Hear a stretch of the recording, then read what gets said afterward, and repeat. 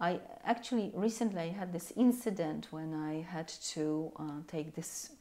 Somebody asked me to take care of a woman who is now in Warsaw, but she's somewhere from Silesia, okay? And so I took her because it was the 19th of April, yes, the beginning of the anniversary of the beginning of the Warsaw Ghetto Uprising.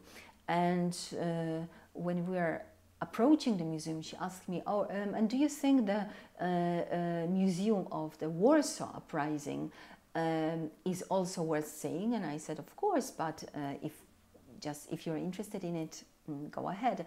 And she said, "You know, I want to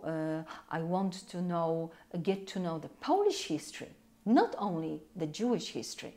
Yes, like I'm interested in the Polish history as well, not only just the Jewish history. Yes, and I told her, "Listen, this is also a part of the Polish history." Yes, and this is something that Regina was fighting for.